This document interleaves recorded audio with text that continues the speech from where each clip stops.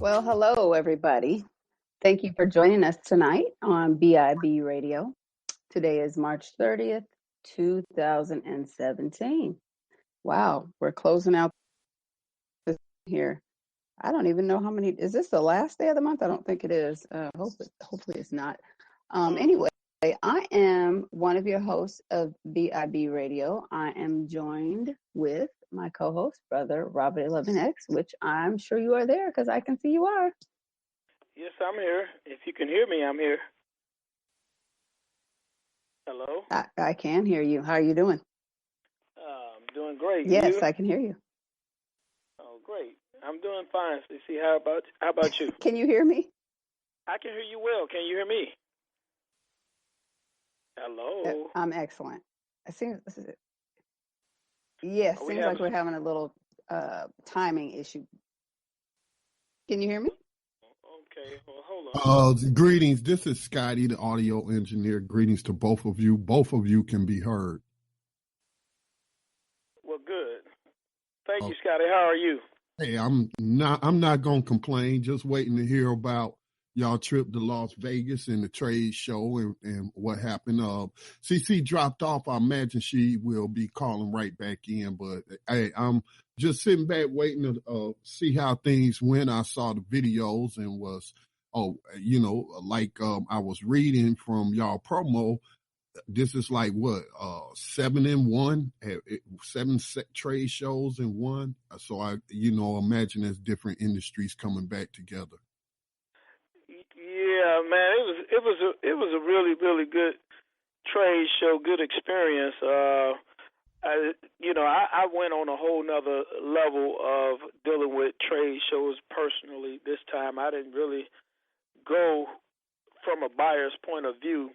My whole mission was to actually make those wholesalers, those manufacturers, my customers this time. So, we represented BIB, Blacks in Business, and I mean, to wear that name in any gathering, especially when you're talking about a gathering that's not of your peers, but a gathering of people that are outside of your peer group, it's a very bold statement. And Sisi, as soon as she get back, she had an experience with wearing the name on the badge, BIB, Blacks in Business.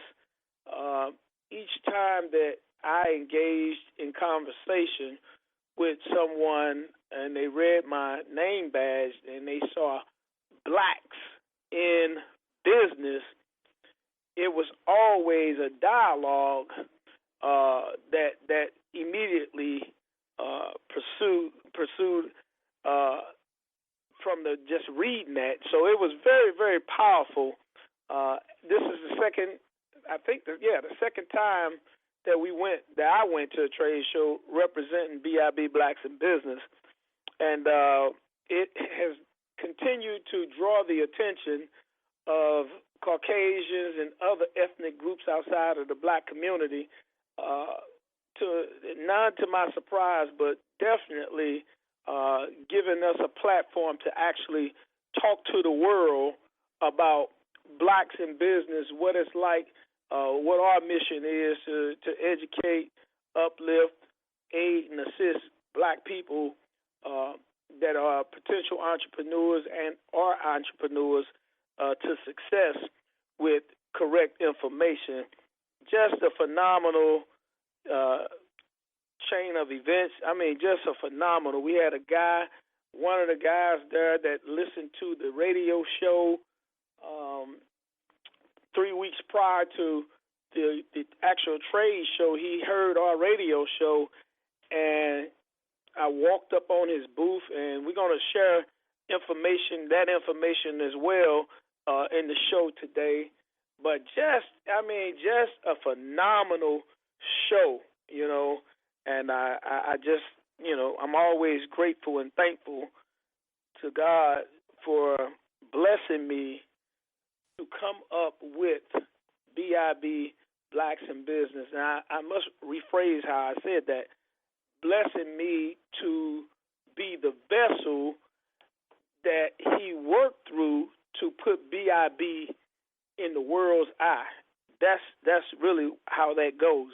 It wasn't me, but it came out of me, but it was the Most High that gave me this vision, that gave me the responsibility to actually see it through. And I thank God for that.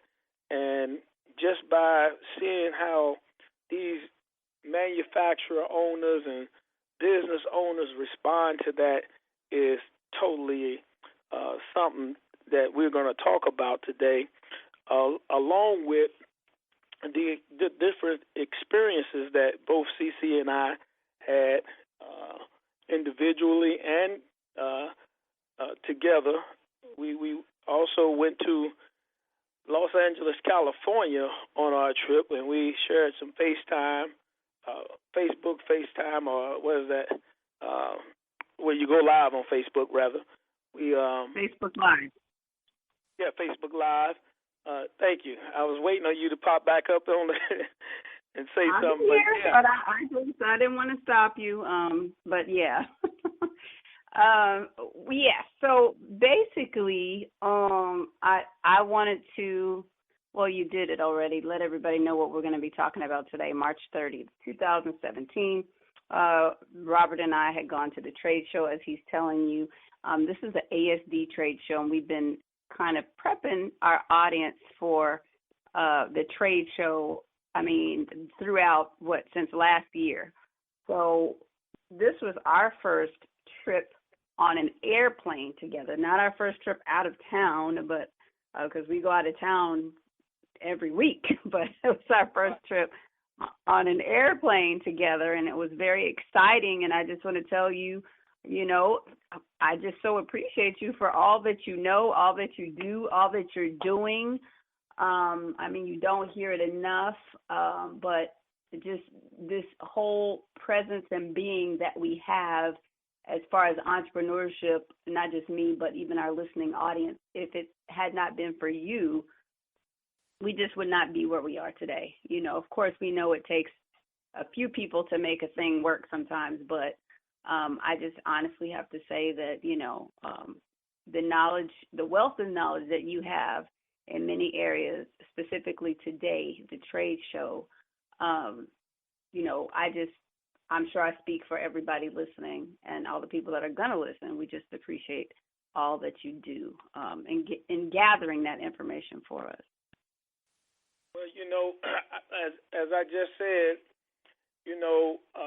there is a power within us that wakes us up and that drives us when we become connected with that power, and especially take on the attributes of that power.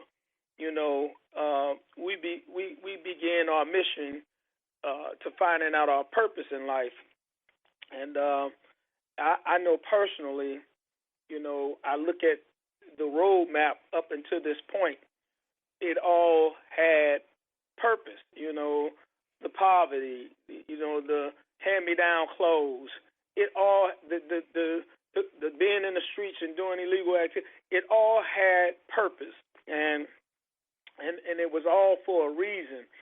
And I'm so ever grateful for that life, for the life that I have lived, and for the life that I'm about to live, wherever it may lead me to. The main thing is to be able to aid and assist our people to success with correct information. And that's what it's all about. It's not about how much money you achieve in the process, and that's not what we're chasing. We shouldn't be chasing the dollar.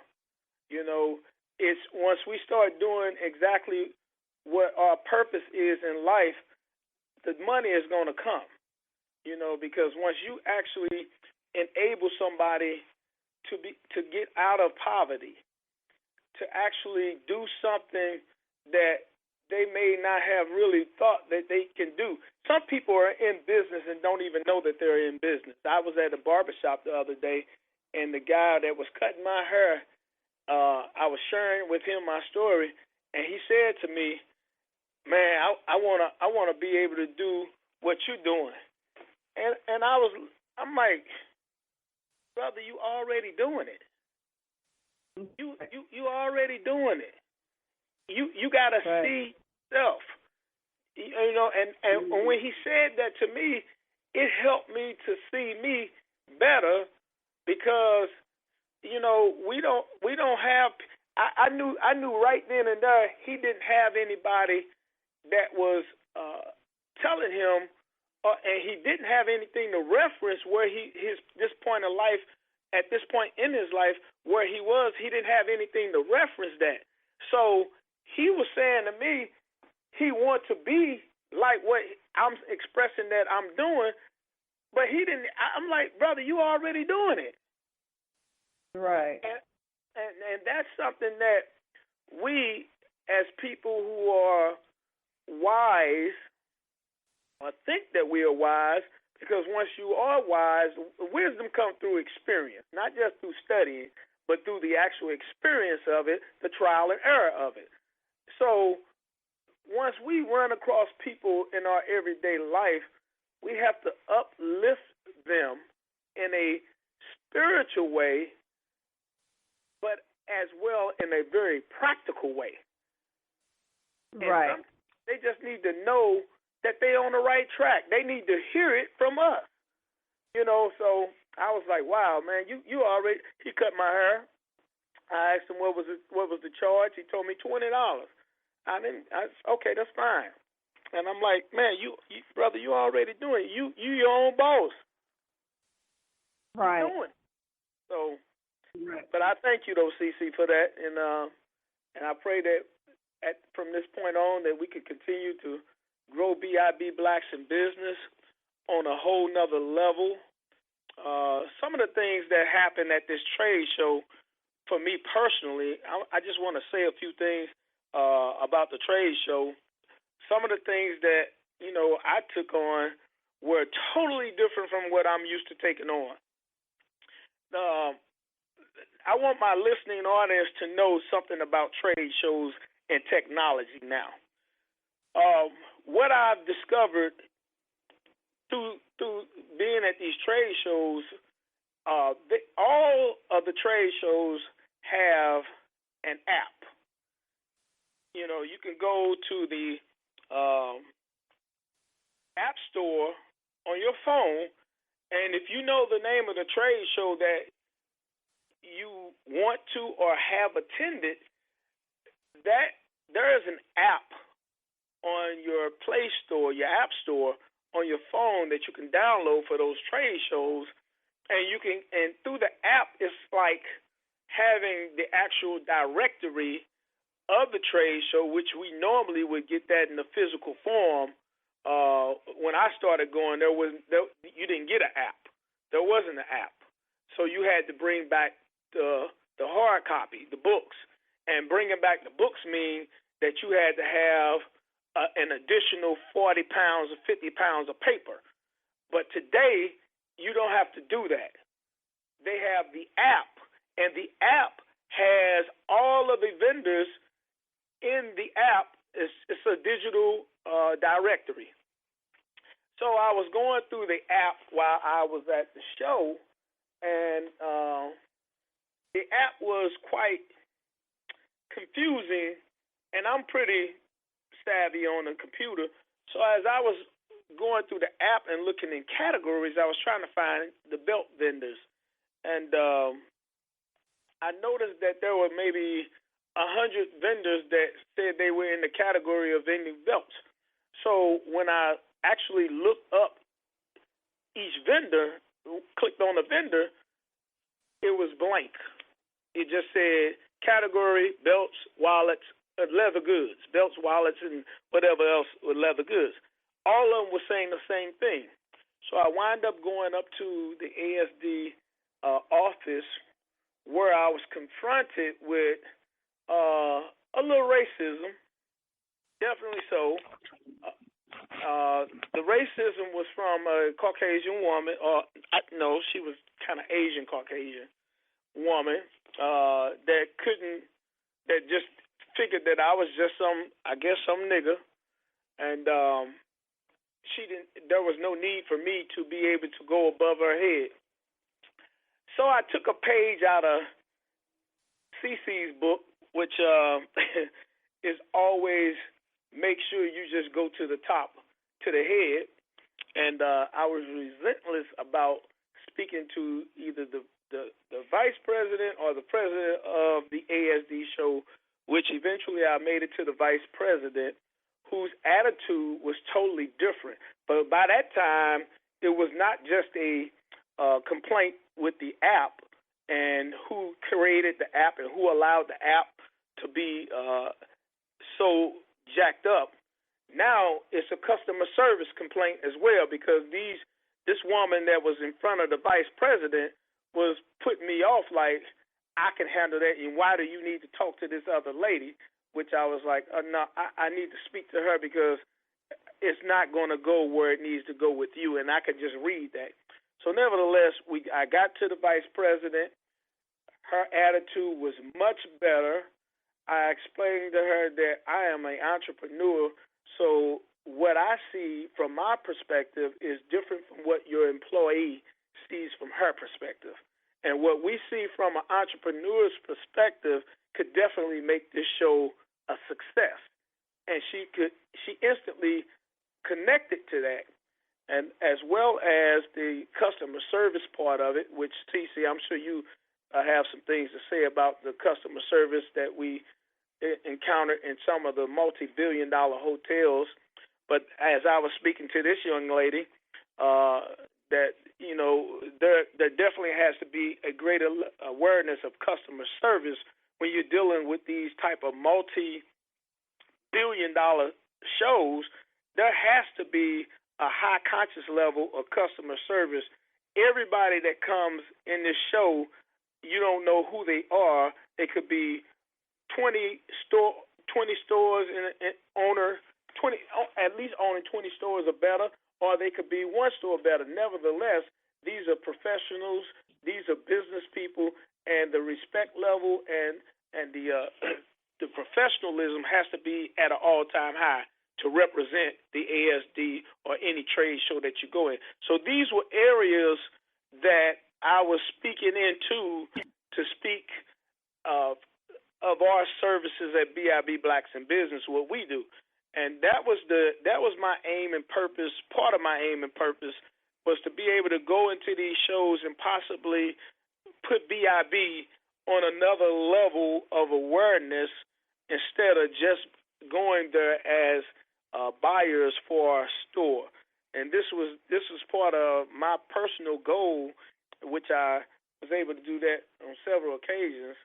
And just not just being a buyer of merchandise. We want to raise the bar. We something about customer service that majority of companies are missing right now in business. I'm talking on a high level and on a low level, and especially when it pertains to black people dealing with black people in business and black people in business dealing with black people. The awareness of customer service, the poor quality of customer service has to be addressed, has to be relooked at, and definitely needs some improvement, because everywhere we seem to go and we deal with our own, 9 times out of 10, it is a bad experience. And it's not just on the individual who you encounter, it is also on the company who that individual worked for. And these are some of the things that we want to bring awareness to, actually do something about. We're not just talking. We actually are going to do something about these type of things, because as black people, we got to love ourselves when we see ourselves in other people. We got to be, if you're going to be out in front of the people, then you got to be out in front of the people with a good spirit, a smile. It goes a long way. I love spending my money with those type of people. I hate spending my money with people that frown and look at me and talk real silly and arrogant or sideways to us. So, I mean, these are just some of the things that I personally experienced at the trade show that I had on my mind to go into the trade show looking for different opportunities other than just buying merchandise. We ran across a lot of different vendors. This was a different type of trip for me. I more so was more excited for Sisi because it was her first time ever going to the trade show, and just wanted to hear her experience. You know, for me, it was more so about that, hearing her experience and actually taking my trade show experience to another level. So, yeah, with that being said, CC, I mean, you can chime right in and share your experience and go there.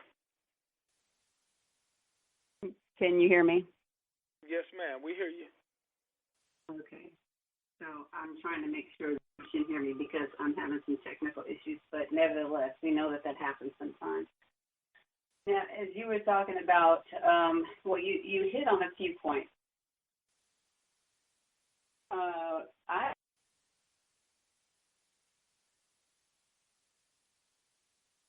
Scotty, can you hear me? Yes, Robert.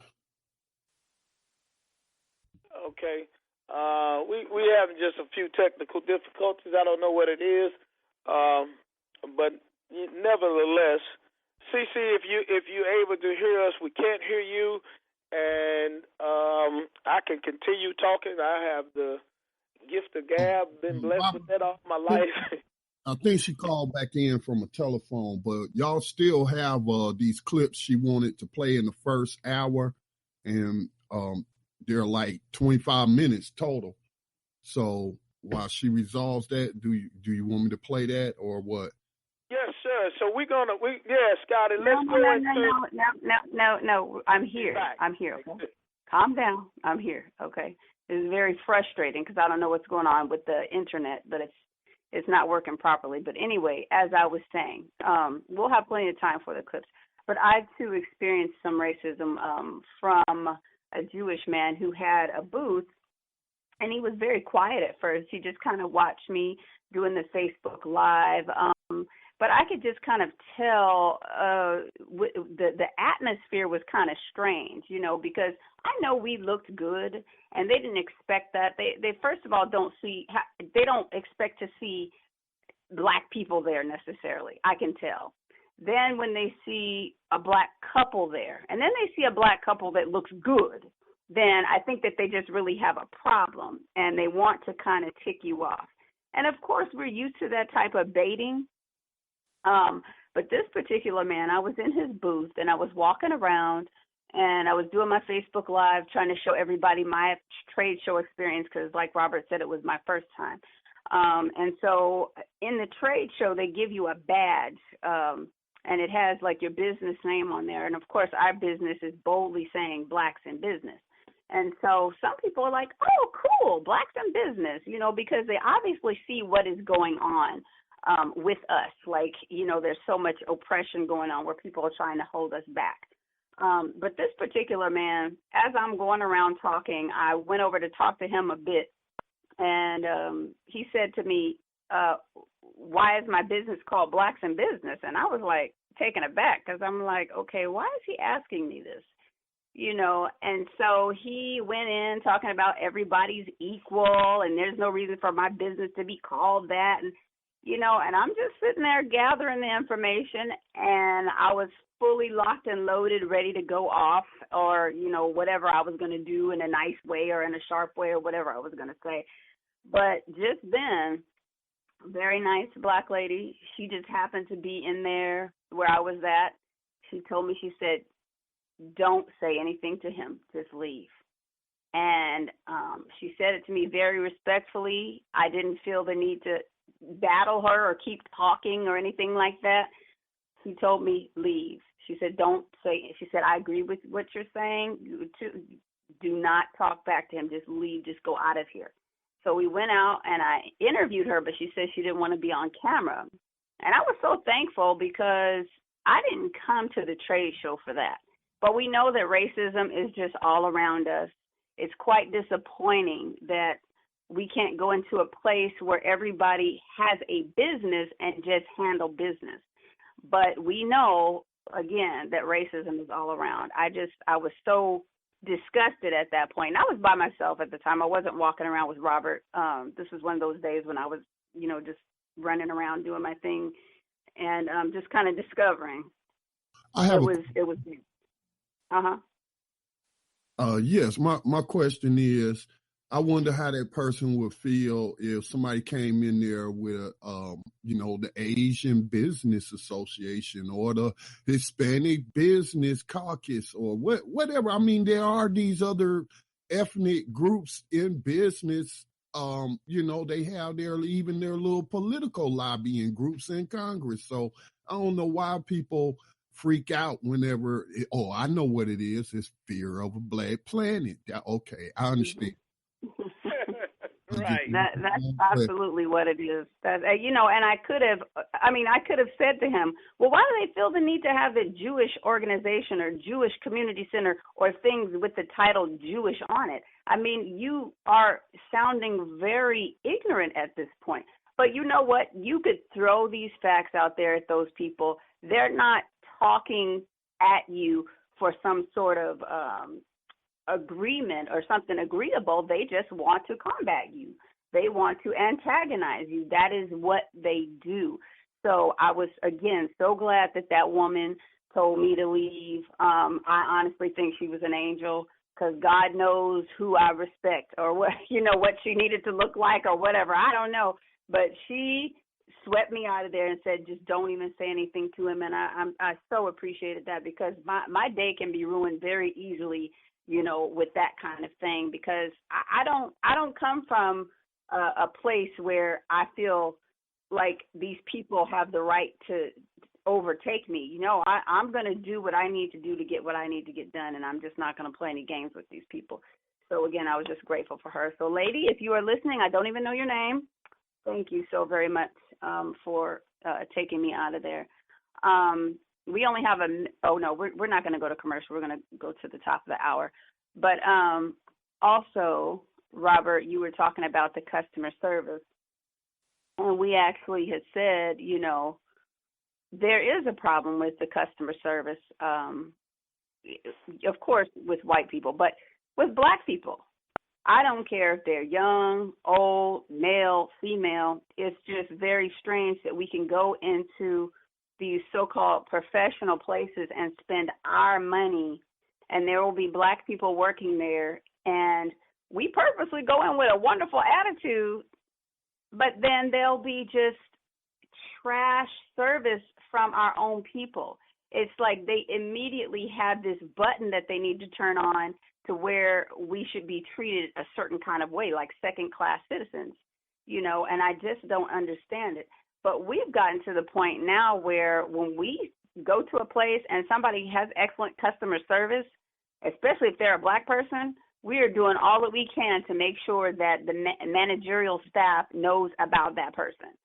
Now, honestly, I just remember we stayed at the Palace Station.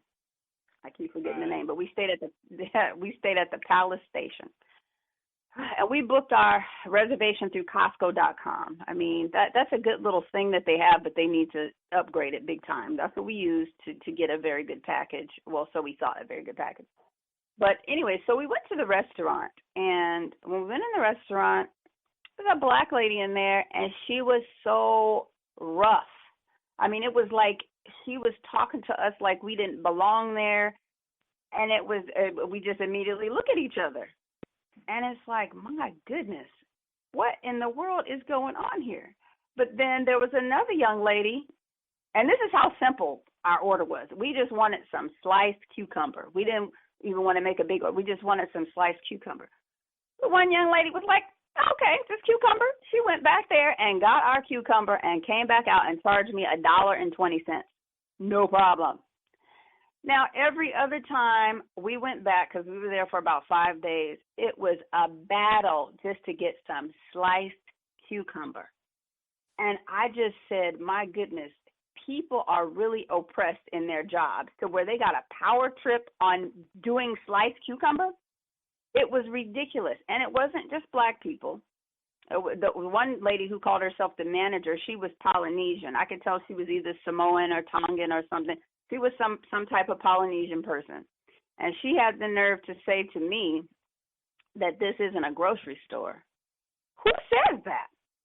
I couldn't believe she said this isn't a grocery store. Did I tell her it was a grocery store? No, I just wanted sliced cucumber. And then she said, whoever did it for me before wouldn't need to do it. They can't do it again. She said they can't do it again. Then she said next time they're going to have to charge me the salad $8. price. Yeah, $8 for the salad. But I mean, which one is it? They can't do it again, or they're going to charge me the salad price. I'm just thinking about that. My goodness, she was confused. But again, people in these jobs power trip, and it's because I guess they're not happy or they never had power. I'm not really sure. But as entrepreneurs, you really can see a clear vision of what it's like to be a worker versus an owner. Somebody that's a worker, a lot of times they'll have entrepreneurs have bad behavior too, so I'm not going to put that off. But it's truly, you can see where people are oppressed in their jobs and they're not happy. And then let me see what happened. We went upstairs. We finally figured out they had a buffet. That was like the cat's meow. I was like, okay, wow, they had a buffet. We didn't have to eat at this restaurant. So we went up to a buffet, and the meat cutter guy, he was really, really nice. His name was, I can't remember. I don't even want to say it right now. So huh? Was it Felipe? I don't know. Stop. It was a Hispanic name. That's why I said I'm not going to say the name. Because what did you tell me his name was last night when I asked you? I don't know. You said something crazy, okay? Right. But no, so I'm going to remember it because I remember thinking, dang, how can I not remember this name? I knew somebody else with the name, but I'll remember it. But him, and then there was another young lady. Her name was Alejandra. Now, Alejandra was everything. I mean, Robert just wanted some caramel for his coffee. Alejandra made that happen, whereas other people act like they had to go to the caramel factory and get it. I mean, it was just in the dang ice cream place. Maybe they didn't know it was an ice cream place. I don't know. But it was just the customer service. I mean, when you go out of town, you don't expect to encounter such simplistic problems. I mean, it was just ridiculous to me. And then, let's see what happened. So many things happened, but then we were going to go outside to the pool or whatever. People making out in the pool, and the pool was in the ghetto part of the hotel. Oh, God. Right. Oh, that other part of the hotel. I think I'm going to have a nightmare tonight, but yes. So I don't even know. This is just part of our trip. I mean, we're supposed to be talking about the trade show, but we're talking about the whole experience because this is something that you all can learn from us. You should really have your trip mapped out so you can maximize your experience. Now, it doesn't mean that you won't have any bumps in the road or somebody may not talk crazy to you or whatever. But the more prepared you are, the better time you have, And we were together, so I mean, I was pretty excited about that, So it's kind of like it wasn't really a big deal. If I was by myself, I probably would have been like a raving lunatic. But we know that we went there to have a good time. All in all, the hotel room was nice, and the place was clean. It wasn't disgusting. I've been to very expensive hotels where the rooms smelled like mold, and there was mold growing in the bathroom because they're poorly ventilated. But this was not bad. It was decent. Our room did not smell like cigarettes. I didn't smell any marijuana or anything like that, so that was good. Yeah, so I mean that part of it, when you have to make hotel reservations, if you have not been there before, see if you can go online, get some reviews, talk to other people who have been there. Maybe you could do a virtual view of the hotel online, like a live view. I'm not really sure. I don't even know how I'm going to prepare myself for next time, but I'm definitely going to do some things differently. Plan ahead. Yeah, that's what I'm saying. Definitely plan ahead. Like just check out a few sites, you know. Definitely don't trust Costco.com alone. Like, oh, okay, you know, they're gonna book me the best hotel. Don't trust that. You need to still do some investigation. Like, call the reservation people up and ask them, okay, if I want to spend $150 to $300 a night, then what type of hotel will you be putting me in? And when they give you a couple choices, then you need to call there. You need to go online. You need to be very diligent, especially if you're taking your family, okay? You need to be very diligent so that you can have the most comfortable stay that you can for your money, you know, because we don't get these opportunities all the time. So when you go out of town, you definitely want to maximize your experience. And then let's see what else. Yep, that's pretty much it for the hotel. Our car rental, that was okay. We got an upgrade as soon as we got there because they didn't have any more of the, what were we getting? The toy car? What were we supposed to be getting? I don't remember. The economy or something like that. Economy mid-sized car. Okay, we were supposed to be getting an economy mid-sized car, but Robert picked out a Mustang with the top coming down and all of that. Oh my goodness. We felt like some celebrities in between California and Las Vegas, I tell you. So the car rental experience, I think, is really good when the car rental place is at the airport. It seems like those are much better. Sometimes they're more expensive for some reason, but when you rent your car from the airport, especially in Las Vegas, I mean, those people are there to do their job. They're not. I mean, it's really not bad. I had the same situation in Seattle. It was such a great experience when you go to rent the car. Yeah. I can't even say enough about that. I've never had a bad car rental experience from the airport. But it's these little places in these little towns, those people have attitudes. I can't do it. So from the airport, definitely a great experience. Okay, so let's go back inside the trade show. Of course, we're going to play our clips pretty soon so that we can talk about them. Robert, yours is 20 minutes. So we should probably go ahead, get back into the trade show now. It's 5:39. We got to take a break at the top of the hour. So, Scotty, if you'd like to go ahead and play Robert, we're going to be talking to Ezra. What is Ezra's last name? Oh, my goodness. Well, anyway, I know Ezra from Seattle, and so Ezra's been listening to our program for quite some time now. And because of Robert's information in the trade show, he actually got his T-shirts there, bought a booth, and he was there with his wonderful daughter, Khadija.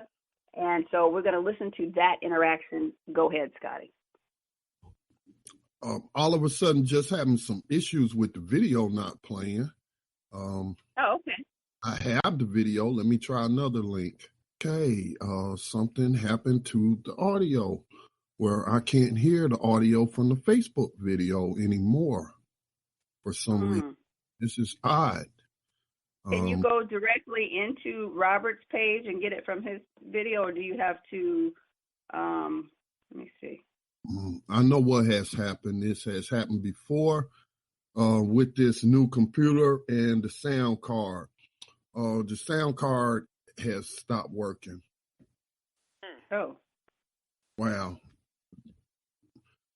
It's only the second time this has happened, so until I can get that resolved, please continue talking. Sorry. Now, okay, so would it be the sound card is messing up all the sound, or is it just with his video? No, it's with all the sound. I can't play any external sounds on the computer, which is how I transfer sound to you all and the listening audience. So I'm going to try to reset this card. Normally, it'll take me restarting this computer, which would knock us off the air.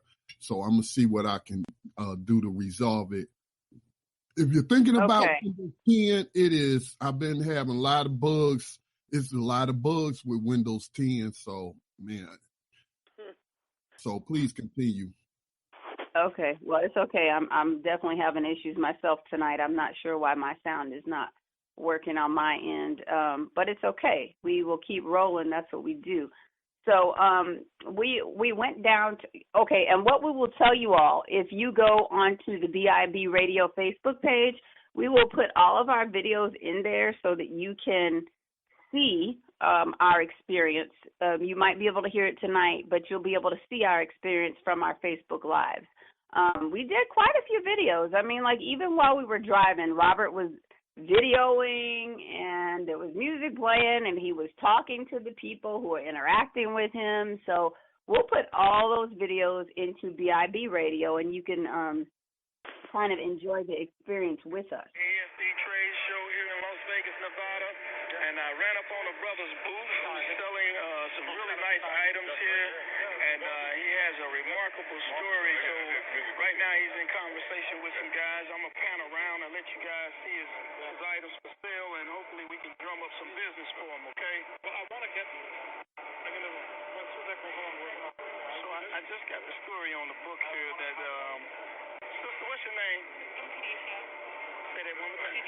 Khadisha. Now, you were telling me about this book here. So, my grandmother, a couple years ago, wrote this book, and my dad had this great idea to take some illustrations from the book and make them I hope y'all can hear this. Hear what she just said. Let me turn the volume up a little more. You said your dad had the great idea to take the illustrations from the book that your grandmother wrote and actually put them on TV. I mean, on T-shirts. Right. And now, how long have you been working with your dad? Ever since, like, I got like a family thing. My dad, or I'll come. Right. And so, how many years have this book been out?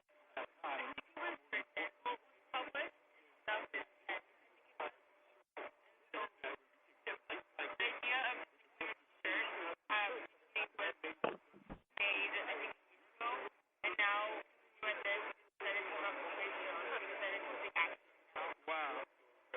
So that's, I'm so impressed, especially what your dad just shared with me, being a listener to BIB radio. It's blowing me away just to do, this is what it's supposed to do, and I'm so impressed with that that was able to reach somebody and somebody benefited from something that God had put on my heart to do. And I have a story with how BIB got started, and that was over a year and 7 months ago. I actually, for the first time in my life, was homeless, and but it wasn't a bad thing for me. It was just something that I had to go through. And in the back seat of what I call my Audi Minium, I had bought an Audi A8, and I slept in the back seat of it. And God put it on my heart to give to people who may want to go in business but don't know how to be in business, nor have the correct mission to stay in business. So two things came to my heart.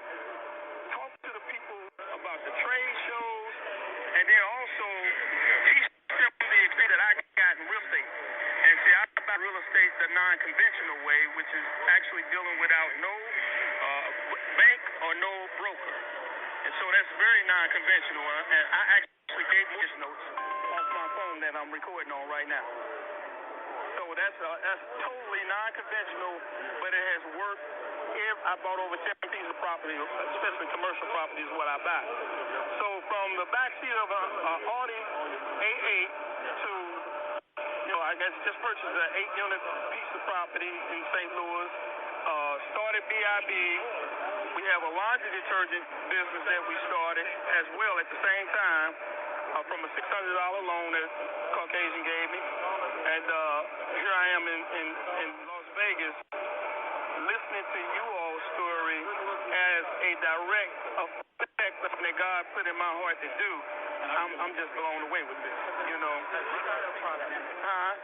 Startup product. And this, right, a new startup product. And see, I just got through going up to the office here at the ASD show, actually for two different reasons. One is because I wanted to tell them that their app definitely is not as effective as it should be for such a magnitude of this nature, this type of shows.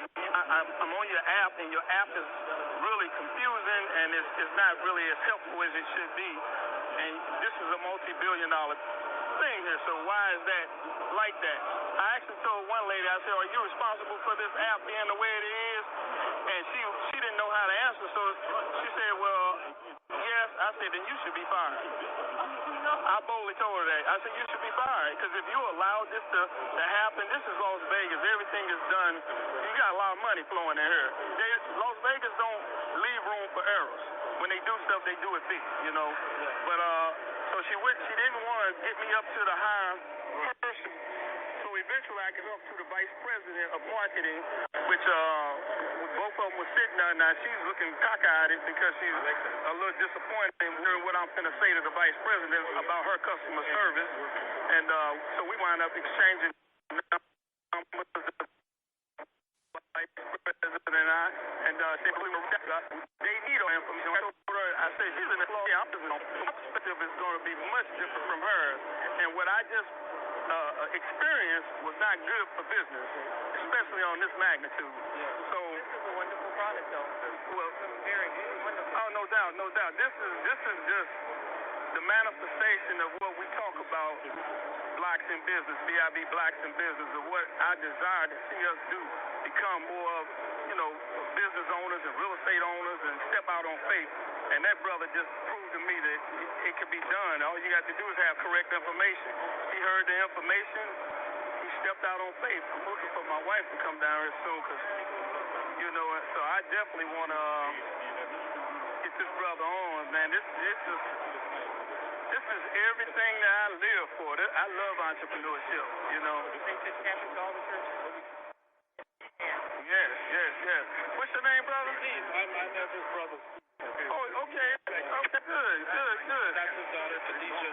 Yeah, I got Khadijah, man. So you his brother? Yeah. Okay, so did you hear our show as well? No, I'm in Canada. Oh, you're in Canada? He's in Seattle, but I'm in Calgary, Alberta. Okay. So I don't get that radio. I mean, I get it over the internet. Well, we got BIB also in Canada. Okay. The BIB Radio, if you go to Facebook, if you're on Facebook, just go to BIB Radio in Canada, and we have a group there for those who are in Canada that are black and in business. They can actually join the group there, okay?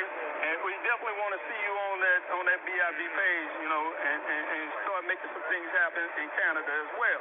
Yeah. But I just must say that I'm so proud of this brother for making this bold move, you know. And ladies and gentlemen, that's the brother Ezra. He's over there. And we're going to have to steal him away.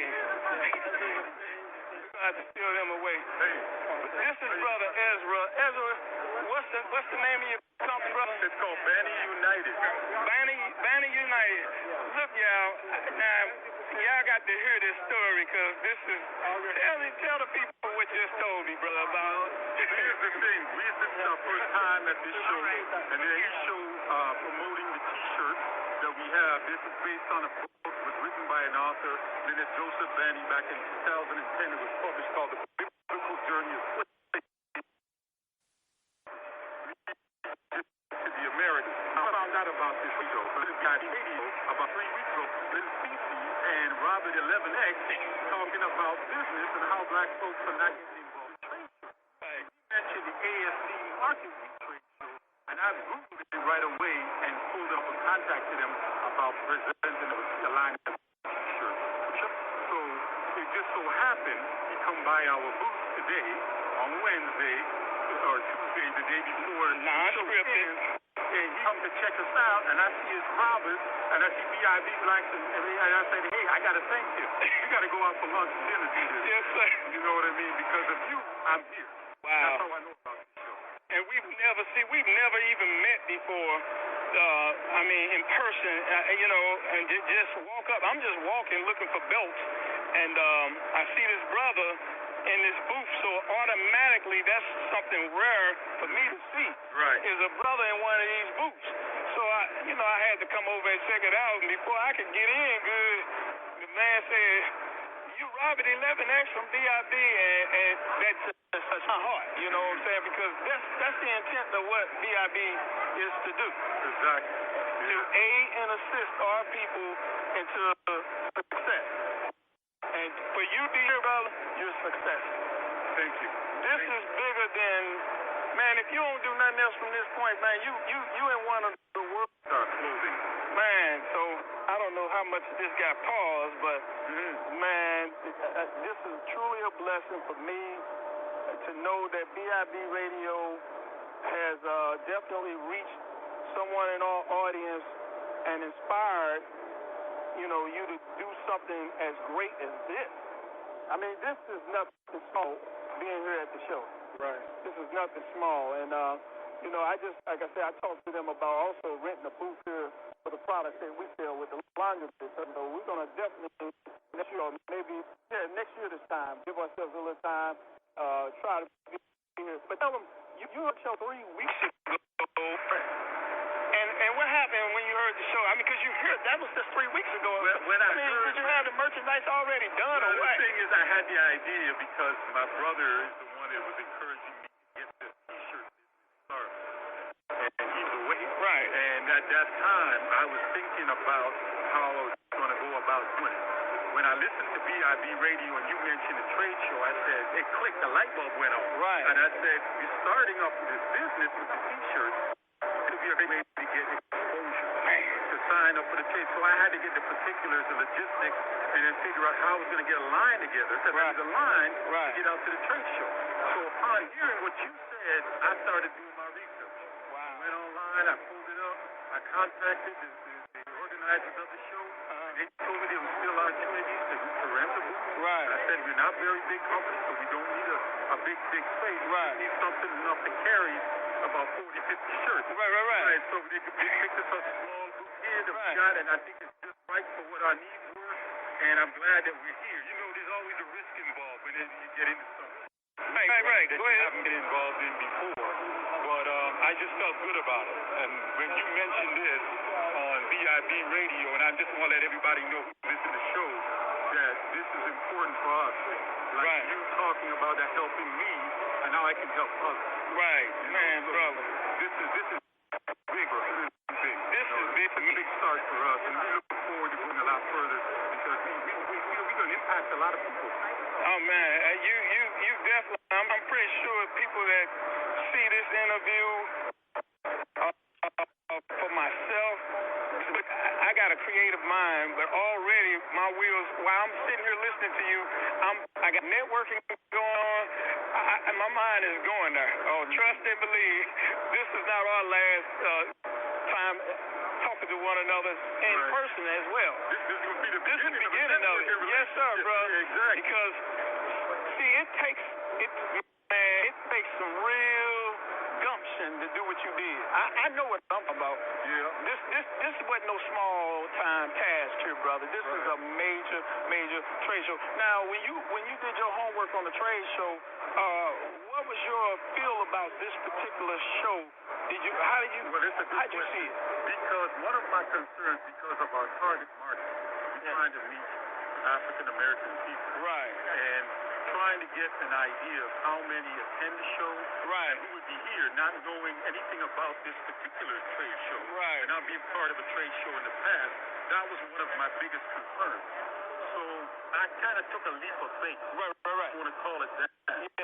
Because I said, hey, this show might have certain exhibitors, certain retailers, buyers, attendees that will come to the show, that will see our product line, and will be able to resonate with our people. Yes. But not knowing that information, and the organizers not able to impart to me that information, they could have any demographic. Right. Exactly what we were looking for. But they couldn't help me in that regard, so I took the risk for the opportunity. Still looking at it as an opportunity to jump in. Right. And I feel blessed about what has happened here the last couple of days. The day left on the show, I think we have met quite a few people, a lot more than I might have expected in this show. So this is one of those things when you listen to them. Robert 11 to this is one of the reasons why our people need to stay connected. Man, this way. And that's real, bro. And without listening to you, I wouldn't be here right now. I would know nothing about Almighty God. Yes, sir. And I talk to my family all the time, and I talk to them about the importance of being connected with Black Talk Radio. Yes, sir. And with shows like BIB. man. This is a game changer. To say the least, to say the least. I think we're going to definitely, I know we're going to definitely stay connected and aid and assist you further, because I have other trade shows too that I think you need to know about and attend, that'll be very instrumental in your growth as well, because they got screen printing shows, they got the magic show, the clothing show that's coming up in, I think, August, and so even with those type of shows, there are some of those shows we may network on, possibly do a collaboration, booth space or whatever. Right. BIB has some T-shirts and hats that we're going to be coming out. We actually did my own jacket. And I like your logo. Yeah. Oh, yeah, thank you, bro. I like that logo. I tell you, man, sometimes when the chips appear to be down, that's when the creative God in you works the best. Because, and if you're not afraid to share with the world when you're down, then it's easy for us to share when we're up. But when I went on Facebook, when I was homeless, at first I hesitated, but God said, no, share it. Right. So I put it out there. Right. I just put it out there. And then He directed you. He directed me. Right there. And out of it was that blessing. There you go. That logo man, I got a lot of people that like the logo. I liked it, yeah. Man. I saw it online. I was like, this is nice. This is really good. That's what I've been hearing, but, this ain't about me. This is about you. Man, I am so proud of you, brother. Right. Man, for real talk, man. I appreciate it. I'm proud of you. That, yeah. And, man. Like I said, look forward to other trade shows. Definitely just want to get the message out. Well, that's that, you all. That's part of the interview, and I hate that the audio wasn't as clear. Hopefully, in the near future, we're gonna definitely get some recording, better recording devices that we can actually do these interviews. I think they could actually hear it, though, Robert. I said I think they could actually hear it, though. I mean, they got the gist of it, with the whole interview. I mean, you could even probably bring him on if you wanted to and just kind of have the conversation with him. Or you could call him and do an interview and, just pre-record it and just kind of do it again and have more conversation with him. That's not impossible, but people definitely need to see that example of somebody stepping out on faith. And because I know Ezra, he was not doing anything like that before. He wasn't thinking about trade shows. He wasn't thinking about anything like that. He was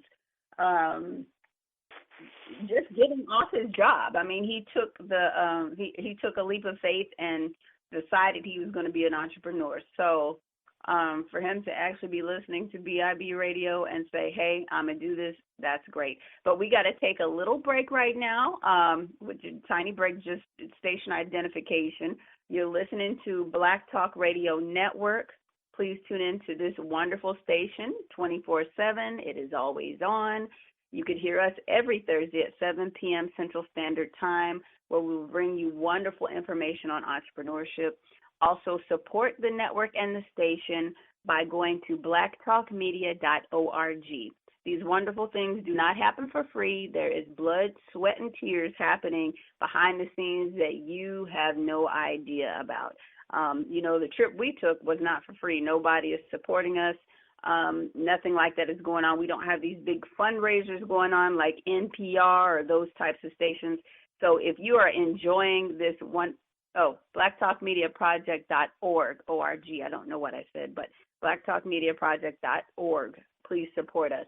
Again, we don't have these big fundraisers like those big stations like NPR News and those types of places. So if you are enjoying this station at any time, feel free to make a donation. It's not going to hurt you to drop a couple dollars every month into the station, just so into the station so that it could be put to work. I mean, because I promise you, Scotty definitely does his work all day, every day, all night, toiling away, making this station happen. And the others who are broadcasting shows on the network, they're doing the same thing. So a lot of work goes into bringing you this wonderful broadcast. that we are doing for you right now. So support blacktalkmediaproject.org, blacktalkmediaproject.org. Okay, so let's get back into the last hour of the program. You know, we just listened to Robert's interview with Ezra Allen. That's his name, Ezra Allen. He's from Seattle, Washington. He brought his daughter, Khadijah, and his brother, Steve. They were able to come and open a booth at the trade show, and that was very enlightening because somebody out of the blue that's listening to the station actually went ahead and did what they needed to do, stepped out on faith, and made it happen. So that was a great connection. So, you know, myself, being the person that I am, you know, I enjoyed myself just kind of going around and seeing the different vendors and looking at what they offered. But I have to admit, like, after a little while, I started becoming overwhelmed because I felt like I was lost because the place is so big. It's in the Las Vegas Convention Center. And if you don't have on a good pair of shoes, you will not survive. Talk about that, Robert.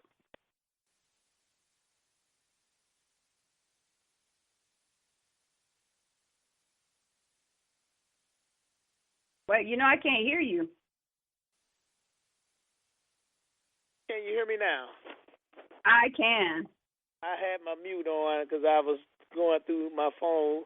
I posted the interview with Ezra on the BIB radio.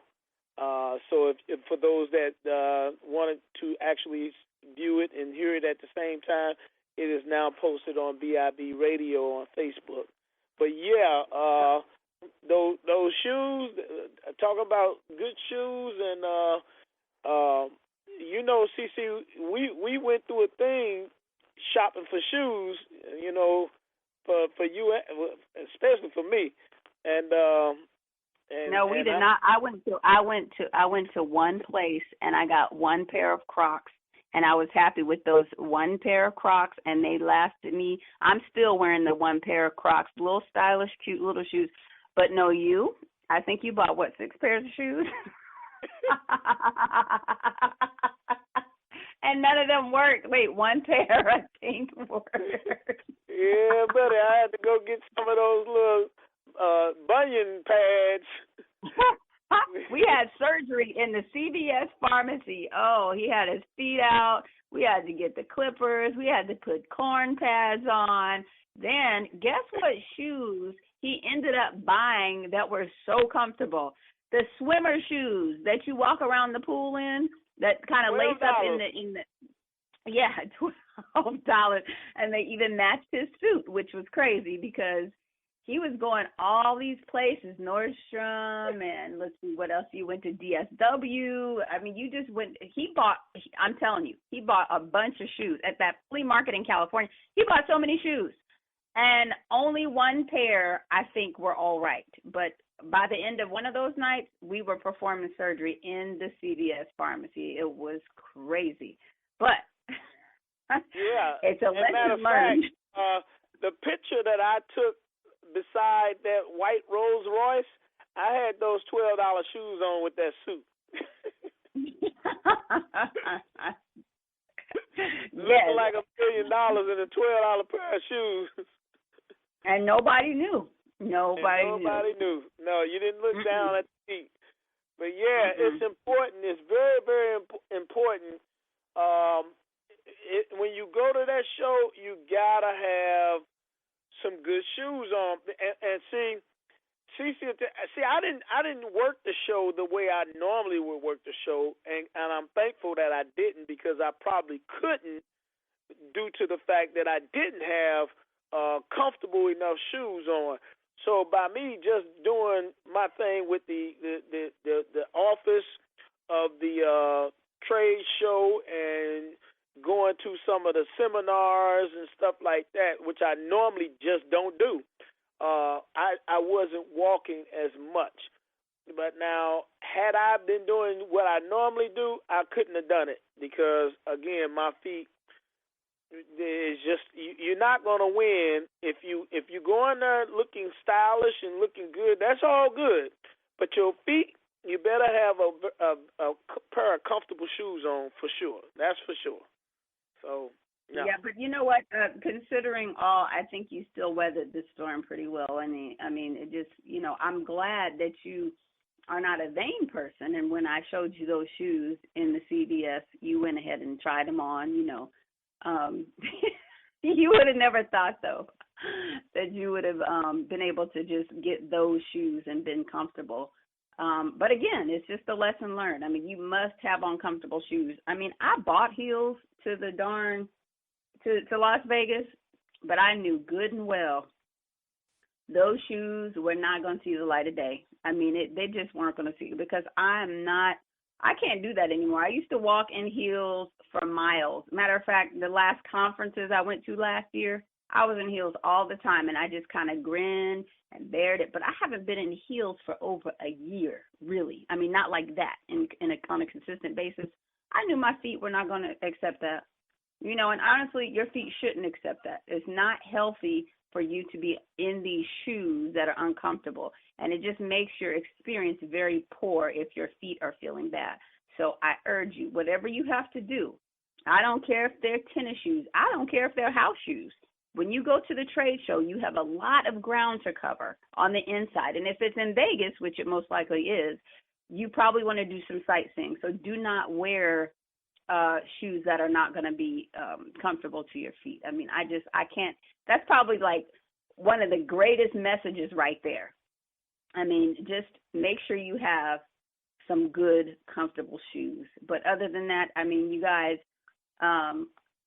really, if you're an entrepreneur, take it from Ezra, take it from Robert, take it from me. You definitely need to be at a trade show. I don't even care even if you're not in business yet and you're listening to this program because you're starting to have your wheels turn concerning being an entrepreneur, you need to go to a trade show. And if you prepare, it's not going to cost you a whole lot of money. Like we discovered, our buffet wasn't bad. What was it, $8? $8 to eat at the buffet? Yeah, at our hotel, it was very reasonable. Yeah, it was very reasonable.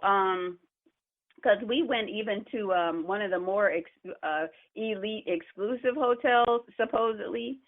That food was disgusting. The whole place smelled like a nursing home because, and I'm not down in nursing homes, but it smelled like a bad, nursing home. I mean, it smelled horrible. It was like the crab and shrimp. I don't even eat crab and shrimp, so maybe my nose was extra sensitive, but it smelled so bad in there. And people just happily lapping up the food. Not us. We got our money back because that was like $80. And right. Thank goodness the guy who was the manager, he's a black guy, very, kind-hearted guy. Of course, he gave us our money back and we went on our way. But we went to the, Lord, what is the name of the good one? That was the Wynn Hotel. The Encore. No, we was at the Wynn Hotel. Well, shoot, both of them. Those hotels right. were beautiful. I mean, you would have thought that you were walking on some movie set of some sort just because it was just so beautiful, tranquil. The people all had on coordinating uniforms. Nothing was out of place. Then we went to the yard area or the pool area, beautifully landscaped. I mean, it was like you're in a whole nother world. They had these birds chirping. I swear they must have flown them from somewhere else. It was incredible. It was a beautiful experience, and I was like, oh, my goodness, what a difference. What a difference a hotel makes. So we went in there and we investigated. Again, you got to do your research. So, if you have a bad time the first time or, a mediocre time, you can, investigate some of the hotels and see where you might want to stay. So that's what we started doing. But they had the most wonderful buffet. I mean, they had all kinds of stuff. I mean, what did you say, Robert? At our hotel, they had cooks. But at the Wynn Resort, they had chefs. Right. Yeah, they actually had chefs, and I was like, dang, that's like the difference between a school lunch and going to a restaurant. I guess because It is. I mean, I was looking for lamb and beef ribs the whole time I was in Vegas, right? And when we went there, they had them both. As soon as I saw that, I said, "Oh yeah, it's a wrap." Right. I mean, and the customer service was just so on. Those people were happy to be at work. We met a young girl. She was one of the hostesses. What was her name? Lord have mercy. I forgot her name. You remember her name? No. Okay. You know what I'm talking about. I know, yeah, all of them. It was about 4 or 5 of them. You got the names of about 4 or 5 of them because all these people had been working at this place for 12 and 13 years. Yes, when it first opened, like these people did not leave. Even this guy from Korea, very nice guy, and he was a busboy. I mean, is that the right? Is that still the right word today, busboy? Because he was far from a boy; he was a grown man. But he was cleaning the tables and busman. Okay. Well, he was cleaning the tables and he was doing a very good job. And I just like to ask people questions. I mean, that's just who I am. So I'm asking him, about the work and does he like his job? And I mean, he liked it, and he was one of many that had started 13 years ago when the hotel opened, and he told me about his hometown in Korea and how it's so expensive to live there, and how his aunt had just bought a house and it was $600,000 in Korea, and he said he doesn't want to go back there to live and he's happy to have his job. And I'm just like, wow, okay. Then our waitress, she was the same way. She talked about her health benefits and how she was just grateful to have her job. And then the manager of the buffet, one of the managers, she was a black lady. She was really nice also. I hope we wrote these names down. We did good because I'm not remembering them. But she was a beautiful lady.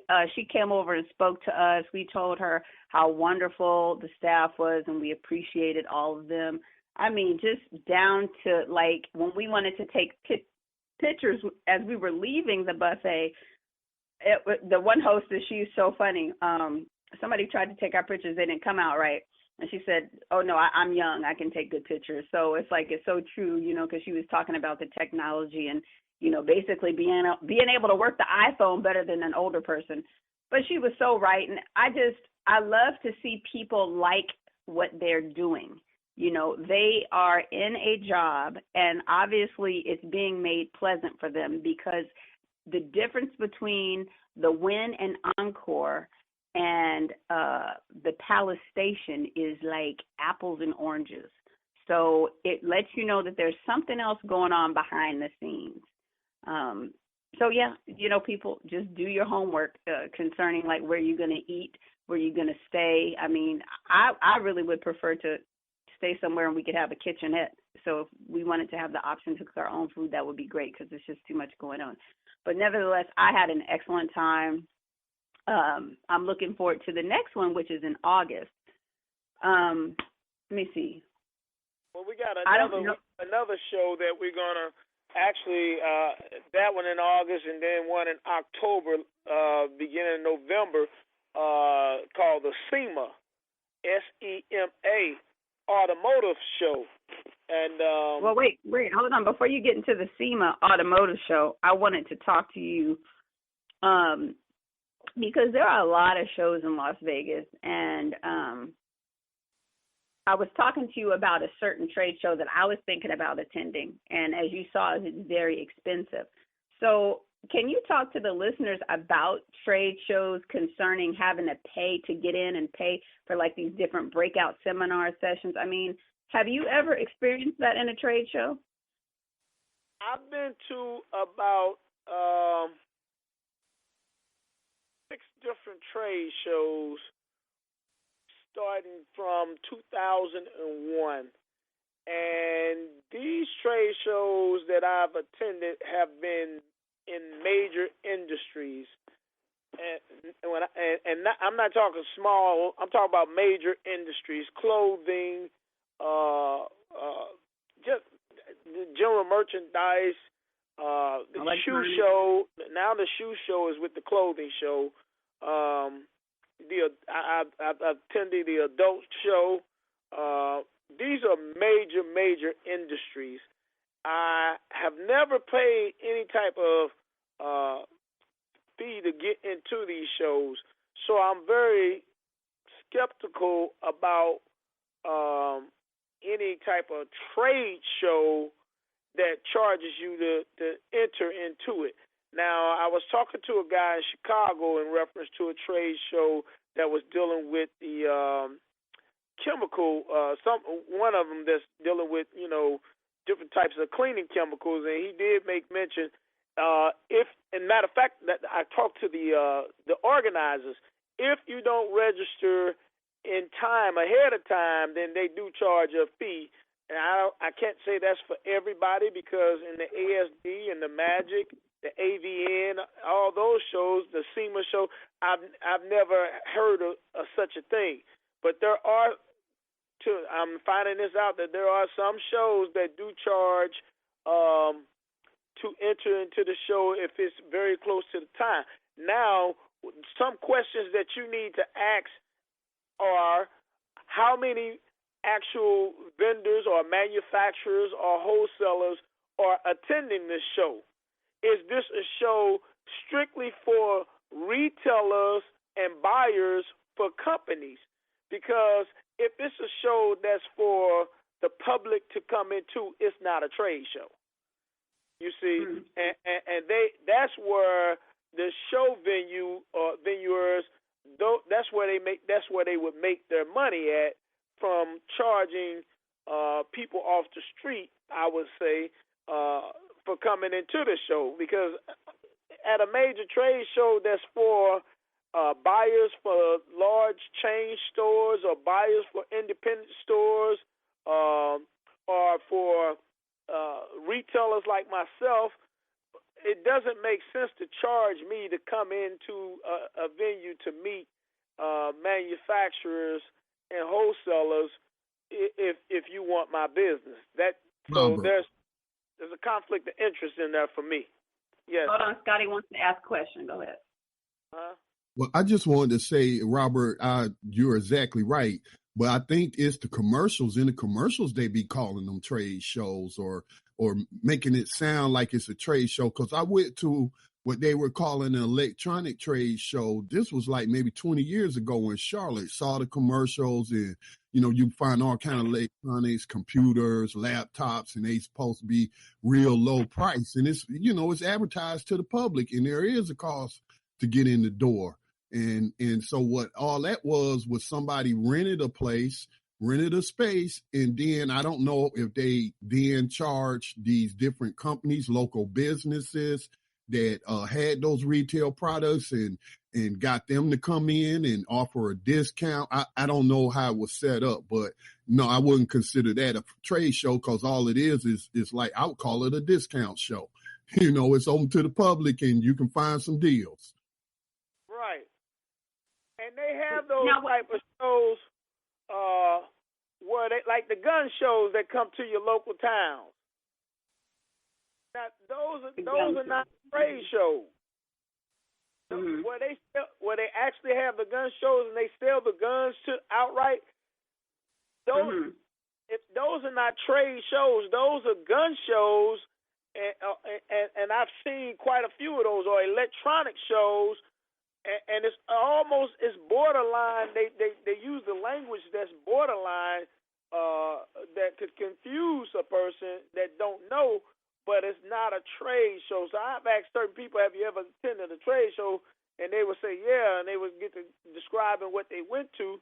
But if they retailing products out of that venue, that's not a trade show. Now, at this trade show that we just went to, they don't retail their merchandise. At the last day of the show, they selling the merchandise for the simple reason that they don't want to bring it back to the warehouse or whatever. They're trying to get rid of the stuff to the entrepreneurs. No public. If you're not a business owner, you cannot attend the trade show. They don't want children in the trade show. and they don't want people who don't own businesses in the trade show. So there's definitely, and I've never attended a trade show where I had to pay to enter into the door. And I'm not going to say that don't happen, but I just haven't attended one. Okay, so this was, I wanted you to talk about that because we're going to have a break in a little while, but this is why I said that, because people, instead of contacting you, they'll become prideful and try to do everything on their own. We just experienced that yesterday. We saw something like that. So I'm talking to our listening audience. Do not be prideful. Get a hold of us so that we can connect with you and lead you in the right direction concerning the perfect trade shows for you, okay? I have no problem with you looking up information and doing some investigation, but we are here to help you. We would like to invite you to go with us. We can book you in the block that we get for our reservations. Matter of fact, that's what we're going to do this next go-round. So if you would like to talk about the trade shows and make preparation to go to the next one, reach out to us. Just email us at weareblacks@gmail.com. weareblacks@gmail.com. We are here to aid and assist you into whatever it is you need concerning your business. So stop all that pridefulness and trying to, I don't know even what to call that, but again, we saw this yesterday where somebody reached out to Robert and they were all in dialogue with him, but then next thing you know, they went some other kind of direction, and that's kind of a slap in the face. I mean, if you get information from us, you get information from us. We don't have a problem with that, but I mean, connect with us so you know you can get that person with the experience to lead you down the right way, so you won't have to make the same mistakes perhaps that maybe Robert made, because something as simple as wearing the wrong shoes can really get you messed up in the trade show. So why not connect with somebody who is here to give you the information? So again, if you would like to connect, just go ahead and reach out to us by email, weareblacksinbusiness@gmail.com. You will get a great response, and we will be happy to help you. And I think in the last half hour, we'll listen to one of my videos, because, you know, we did a whole lot of videos. We'll listen to one of my videos and just kind of get kind of the gist of what I was going through. The last day of the trade show, we kind of hung out together. The first couple of days, we kind of split apart because I just kind of wanted to roam around and see, and then I didn't want to get in Robert's way because he does things, you know, the way he does things or whatever. But, you know, you didn't really get mad at me because I wasn't hanging out with you in the first day, did you? Actually, I actually was totally shocked that, and was so happy that you wanted to do that, because, you know, I'm in a zone when I'm at a trade show, and I knew that I was switching gears totally.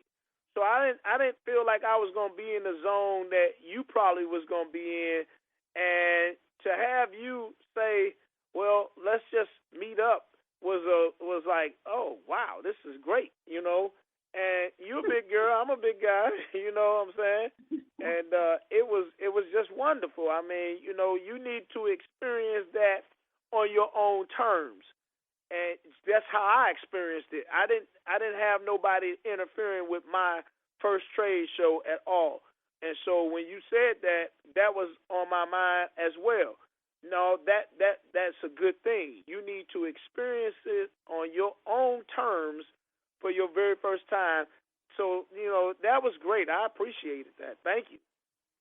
Well, that's good. I'm happy because, you know, networking and trade shows walk hand in hand, and I am a master networker. I love talking to people. I love interviewing people. I mean, that's why we have this radio show now, because I don't mind it. I mean, it's excellent.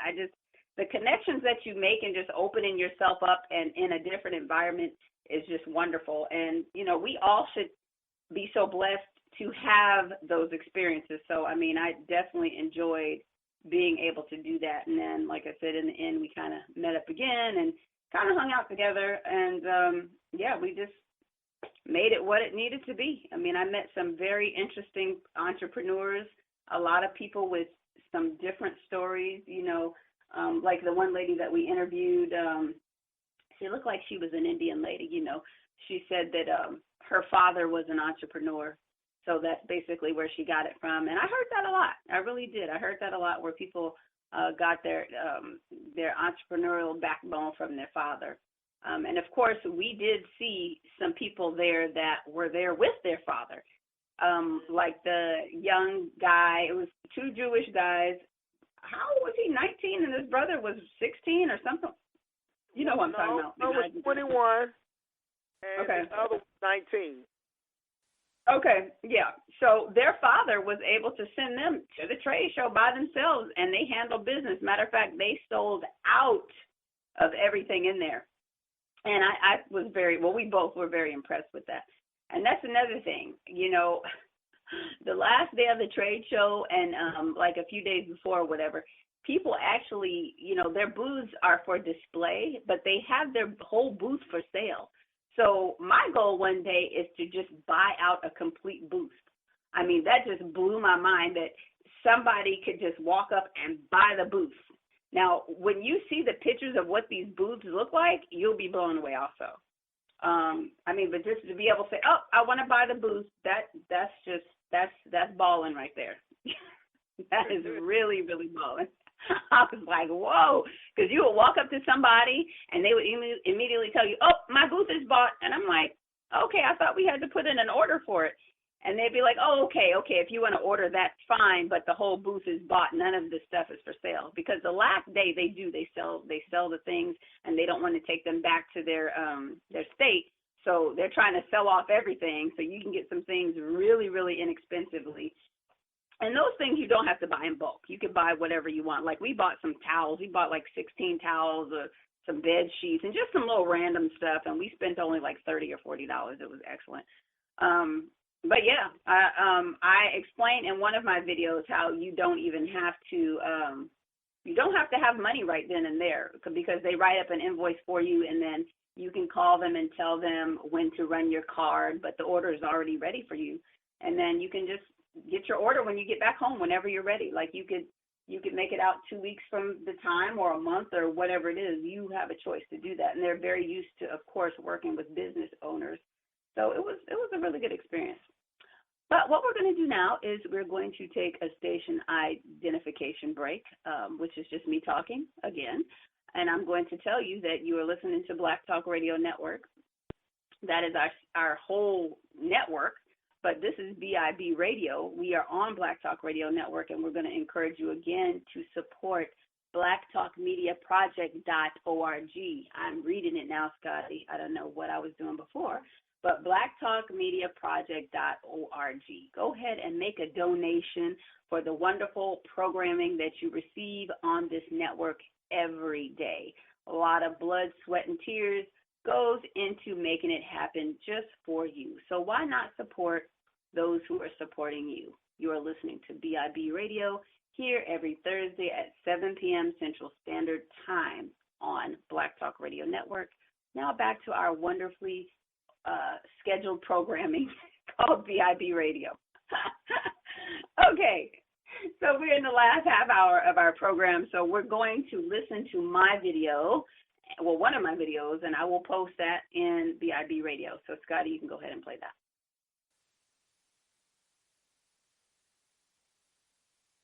Yeah, I'm still unable to play clips, CC. Oh, okay. For some reason, I was thinking you're going to be able to play it. Special me. Okay. So anyway, what I will tell you is, I don't know if they could hear it if I played it. How would that come out, Scotty? Yeah, well, that's what I just did, CC. I actually had it on my phone and put it up to the speaker of the telephone. Okay. Y'all leaving me out of the loop. See, I didn't know that's what was going on. Okay. So. Oh, you didn't know that? No, I didn't know. I thought the audio was very crazy, but I didn't know that that's what you were doing. And I thought, oh, okay, maybe I could just, okay, never mind. So I didn't know, but let me go ahead and look in my videos real quick and make that play. Let's see all videos. I love the iPhone, I tell you. But let's see if it's going to act right for us today. So, Robert, you can continue talking while I'm trying to make this happen, okay? Yeah, well, I just sent you over some information on a trade show that I know you're going to love. Oh, did you just find it? All natural products. Oh, all natural okay, yeah, because I didn't really see any all natural products at the trade show. I saw some things, but I was very, very surprised that I didn't see more natural products there. So that may be why. Is this one in California that you're talking about? I don't know. I didn't even check to see where it was, but I just sent it to you in a text. And in a text. Huh? You mean like a regular text message? Yeah, to the cell phone, not to your cell phone, but to the. Okay. The other one. Okay. Because I was going to say, you know, I can't get that. Okay. Well, I will be happy to look at that. I know there is one in California, and that's another one of those ones that costs. I mean, it really costs to go to that one. Just like the other one that yeah. Right, I'm looking at it. They got a mobile app for it too. Yeah, I see. Well, here it is. For the retailer, it's only $35 in advance as a retailer. On site is $75. So if you register with this particular show, see, this is not in Las Vegas neither. If it was in Las Vegas, it would probably be free. Okay. Mm-hmm. But in some of these other cities, this is the difference between Vegas and other cities. Other cities don't have the luxury of airplanes landing in their city at the cheapest rate possible, hotels being at the cheapest rate possible. So Vegas being the entertainment capital of the world, it allows business to go on there at the very lowest rate possible. A city like California got a high overhead to bring these type of venues there, so that's why it will cost. Now look here, this is as a guest to this particular show we're talking about right now. As a guest now has to pay $995 to attend. That's what you probably was talking about. That is what I was talking about. Yes. That's it. Now, I'm a business owner, so I would fall up under the category of retailer. Now the retailer in advance, you only pay $35 to attend that show. Okay. As a public person, the average public person is not going to spend $995 to attend the show. They know that. Right. So now the other categories is a health practitioner only pays $35. That's a business person as well. A distributor is only paying $35 as well. The manufacturer is paying $795, but they're not going there to look at merchandise. They're going there to display merchandise. So as well as the supplier and the business service and other. Those three, the manufacturer, the supplier, and the business server at this show, and I haven't even called these people, but I'm telling you how this setup works. Those three groups right there are paying to actually exhibit at the show. That's the exhibitor's price, not including the booth space.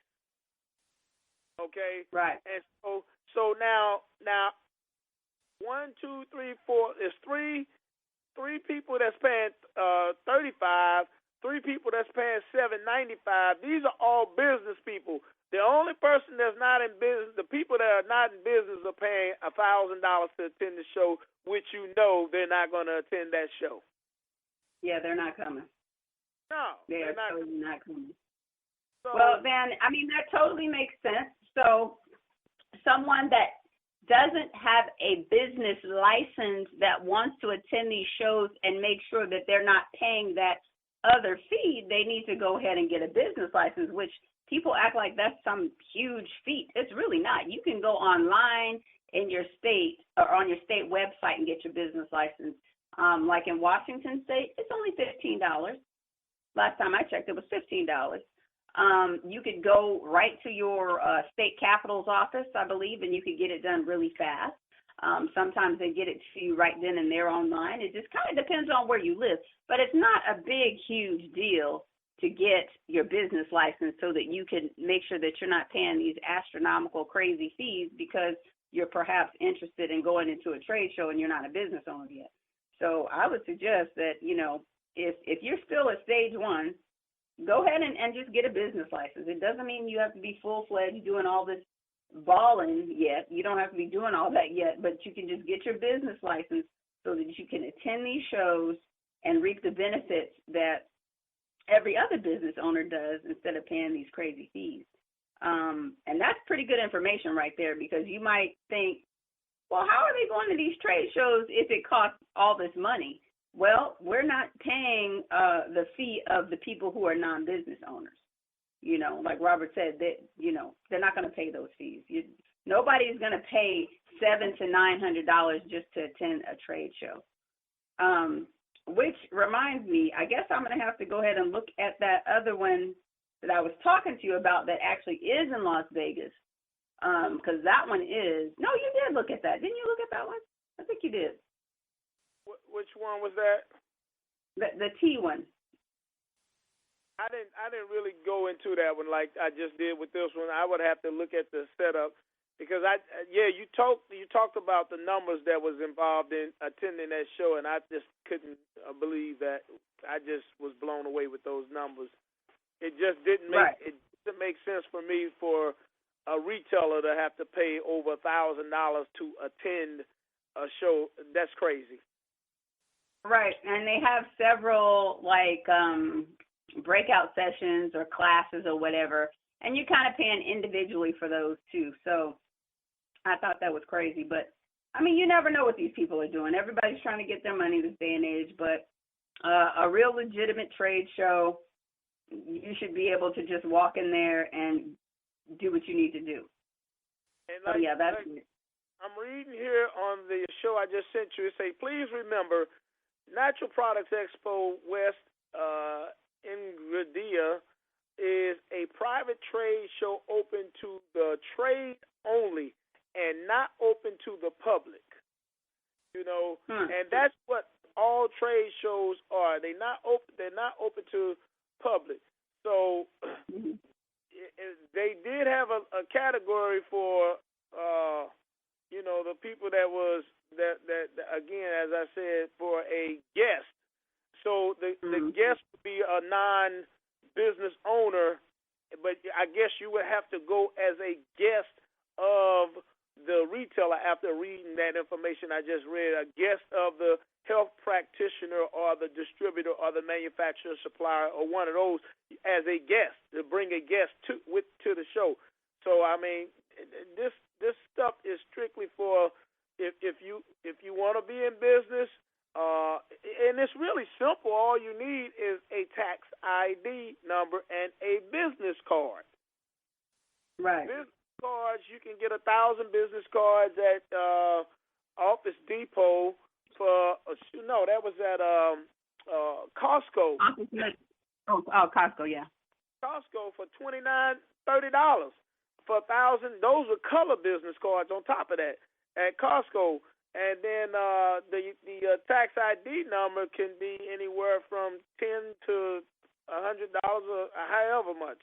I mean, that thing I ain't never figured out why the price varies, but nevertheless, it's not an expensive thing to do. All you need to do is let me tell them this too, because it just for some reason seems complicated. If you are having trouble figuring those things out, how to get your tax ID number or your business license or your business cards, please contact us, reach out, and we will help you. remember, email us at weareblacksinbusiness@gmail.com. Now, sorry, Robert, I don't mean to interrupt you, but it's 6:42 or 7:42, 6:42 Seattle time, I think that is, but 8:42 our time. I'm looking at my computer. My computer is so confused right now. But I do have one of the videos here. I did scroll back in my Facebook page because it wasn't allowing me to access it like I wanted to, but that's okay. Clearly, we are having a lag in our internet. I think that's what it is. We may have to call the provider because this keeps happening. And I think when you connect too many devices or something like that, that's when you get a big lag. So I think that's what's happening. But hopefully, we'll be able to hear this in the phone. So I'm going to try to play this in the phone so that everybody can hear it. Let's see here. I'm trying to figure out this phone. Can you still hear me? Yep. Okay, so I'm trying to figure out how to get back to the phone in this phone. Okay, so let's try to play this now. Now, this is me talking to a makeup eraser distributor. This product is called the Makeup Eraser. Okay, so hold on just a second. Let's see if I can rewind it.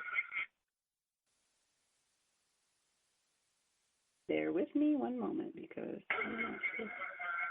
Okay, let me rewind it. Hello, everybody. I'm back again as promised. Now, I have stumbled upon a wonderful product called the Makeup Eraser, and it is a wonderful product that you can see is represented in these fine companies and was on the doctors, as I have just found out. This is the founder and owner and CEO of the company. What is your name? Sonia Anderson, but I'm actually the co-founder. Okay. I'm actually the chief compliance officer and of course the principal of the company. All right. So for those of us that have never seen this product, let's get a shot of the poster.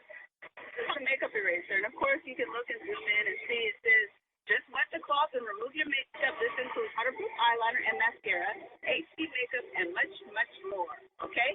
So she's going to show us what this product actually does. So that's the cloth itself. Pretty the cloth itself. We've been using it most of the day. So you're just going to get your cloth nice and wet. Your cloth is wet, but you want it wet enough that you can feel it, but you don't want it so wet that it's going to get on your clothes. Okay? So it's a circular motion. See, waterproof mascara.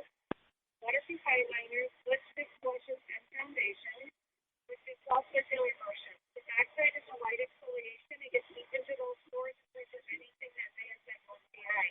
So for me, I use mine for about 4 or 5 days, and then you just throw it in the wash. No stains remain, and you just keep reusing it over and over again. It'll last 1,000 machine washes. Wow, 1,000 machine washes.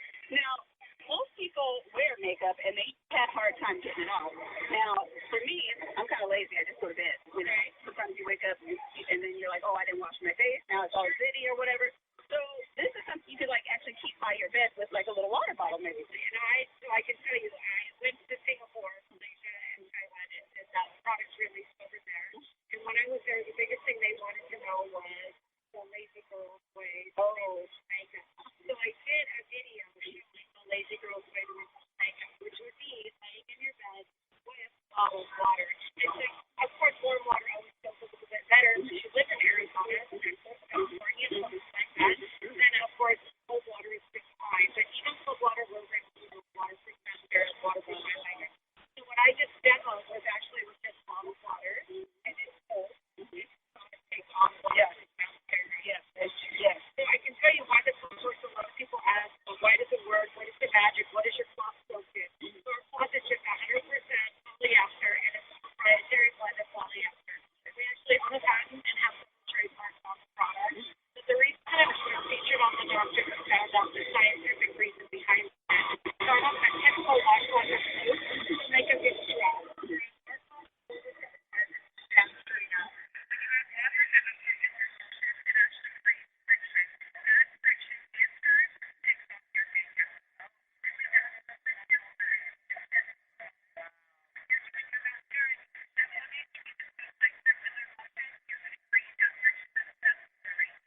The quality is not good.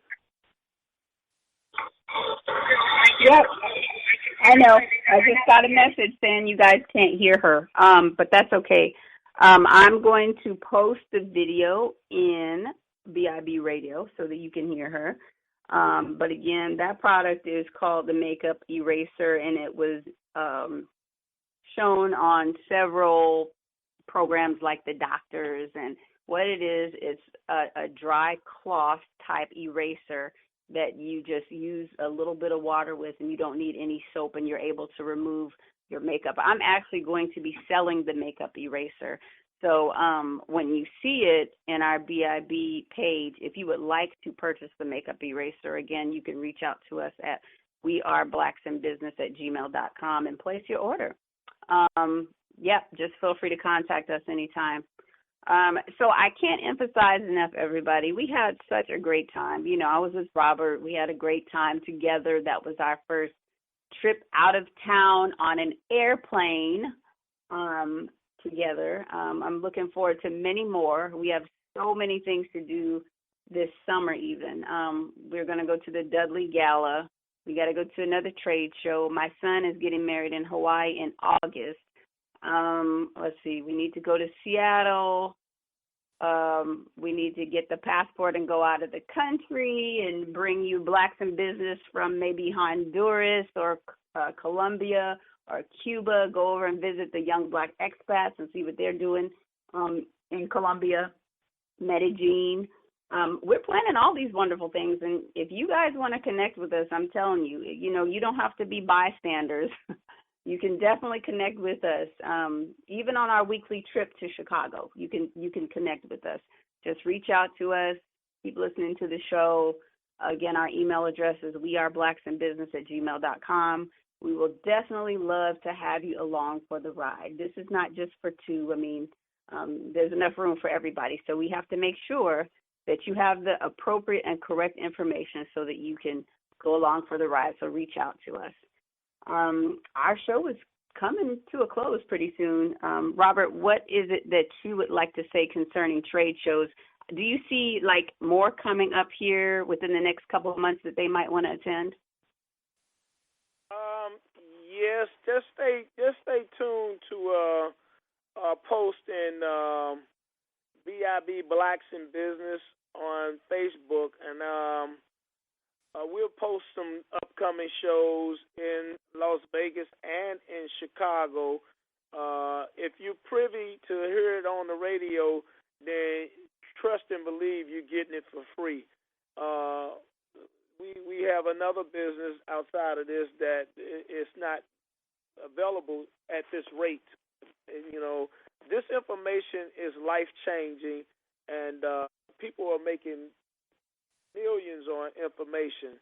We have a radio show that if you tune in, you can get some of the best information for free.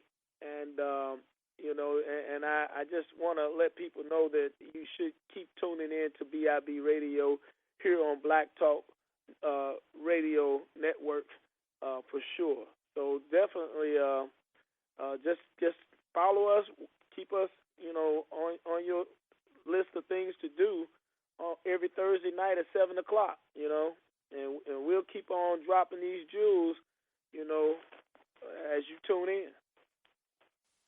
Yeah, I think that's really good advice. Again, you guys don't have to be bystanders.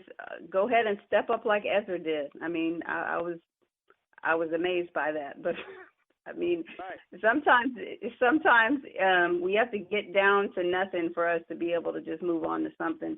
I mean, I'm not saying that's what Ezra's situation was at all, but, you know, hopefully you all will go ahead and follow your heart and decide that you want to be all that you can be, not just for yourselves, but for your family. There's a saying, what is it? You don't have to worry about what you would have done in your life if you lived this life right the first time, something like that. And that's so true, you know, because a lot of times we just get apprehensive and we worry about this and we worry about that, and we won't go forth with what it is that we have in our heart. You got to just take that bold step of faith. I mean, yes, it is easier said than done, but then you won't know that unless you try it yourself. Stop doing so much of listening to what happened to other people concerning those things that are put on your heart to do. It is so important that you follow your heart and go ahead and do those things. Whatever happened with that person concerning that thing that may look identical to what you want to do is not the same situation. You don't know what their backstory is necessarily or what happened with them. You have your own story and your own life to live. Feel free to go forth and live it. It don't cost as much as you think it costs to do what you see us doing. We just do it. We don't. Right. It just if it sounds like it makes dollars and it makes sense, then we just do it. I mean, you're investing in your own self. It's cheaper than going to college. And you're going to get cheaper. Yes, it's definitely cheaper than going to college. But the learning lesson out of it is so great. Sisi, now can you say from going to this trade show, was that a very powerful learning experience for you? Oh, it definitely was a learning experience for me, and I can say because I was able to prepare myself before I went in, and when I say prepare myself, I learned from you. I learned from you, and I know myself. So I knew that I was going to go in and really be a great observer. I wasn't going in trying to make all these different orders. I wasn't trying to do that. I just wanted to go in. I mean, of course, I did make some orders, but I wanted to go in and I wanted to be a student of the experience so that the next time I came in, I would be ready to go forth and do all those things. But it was a very, very great learning experience. And again, I can't thank you enough for being the teacher that you are. Well, I definitely appreciate that. And, again, it's just, most people think that, just something as simple as knowing that when you go there, most people think you got to have money to go there and order stuff. You don't. Right. Right. That's the least of your worries. Right. These are people that own huge corporations and companies, and they're used to dealing with business owners. This is not regular retail where you're putting something on layaway. No, you are ordering things, products that you're going to distribute to the public for a charge. You are the retailer.